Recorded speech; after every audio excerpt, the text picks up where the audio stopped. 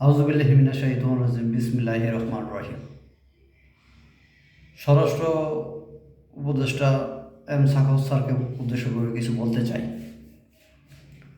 আমরা জানি 2008 সনের 9 সনে আপনি আপনি নির্বাচন কমিশনার থাকা অবস্থায় শেখ হাসিনাকে কীভাবে ক্ষমতায় এনেছিলেন, এটার রূপরেখা কিন্তু আপনি এঁকেছিলেন, আমরা কিন্তু জানি। তারপরও এই স্বৈরাচারী শেখ হাসিনা বিদায় হওয়ার পরে আপনাকে স্বরাষ্ট্র উপদেষ্টা বানানো হয়েছে। তার মানে এই নয় যে আপনার অতীত আমরা ভুলে গেছি। কাজেই পুলিশের পোশাক পরিবর্তনের জন্য আপনাকে স্বরাষ্ট্র উপদেষ্টা বানানো হয় নাই। পুলিশের পোশাক পরিবর্তন করার জন্য আপনাকে স্বরাষ্ট্র উপদেষ্টা বানানো হয়েছে। যে পুলিশ কর্মকর্তা, যে রেপ কর্মকর্তাগুলা এই হত্যাকাণ্ডের সাথে জড়িত, গুম খুনের সাথে জড়িত, অতি সত্বর তাদেরকে আইনের আওতায় এনে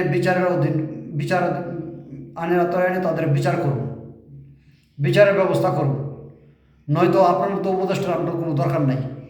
যদি না পারেন, এখন যদি শেখ হাসিনা দালালি করার মনমানসিকতা থাকে, তাহলে আপনার এই পদ থেকে ইস্তফা দেন, পদত্যাগ করুন অতি সত্বর। আপনি স্বরাষ্ট্র উপদেষ্টা হিসেবে বৈশা আপনি মানে কী শুরু করছেন? মানে আপনারা সব বুঝে না, আর বাংলার মানুষ কোনো কিছু বুঝে না, মনে যাচাই তাই করবেন। আপনারা যে বসাতে পারি তার নামাইতেও পারি আমরা, বুঝছেন? কাজে এখনও সময় আছে। পুলিশের পোশাক পরিবর্তন করার কোনো প্রয়োজন নাই। হয়তো টাকা পয়সা, দেশের টাকা নষ্ট করার কোনো প্রয়োজন নাই। আগে যারা গুম খুনের সাথে জড়িত তাদেরকে বিচারের আওতায় দিন আনেন।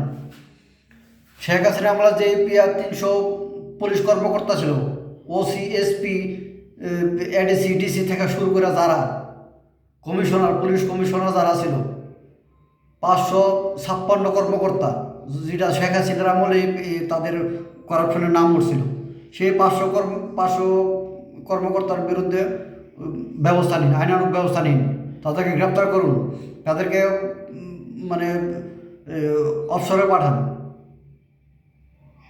ডাইরেক্ট অবসরে পাঠায় তাদের বিরুদ্ধে মামলা রুজু করুন, তাদেরকে গ্রেপ্তার করুন অনতিবিলম্বে। না হয় আপনি আপনার পদ থেকে পদত্যাগ করুন। বাংলার মানুষ আপনার এই পুলিশের পোশাক পরিবর্তন করার জন্য আপনার স্বরাষ্ট্র উপদেষ্টা বানায় নাই। কাজেই যত দ্রুত সম্পদ করুন, নাহলে আপনি আপনার পদ থেকে পদত্যাগ করুন।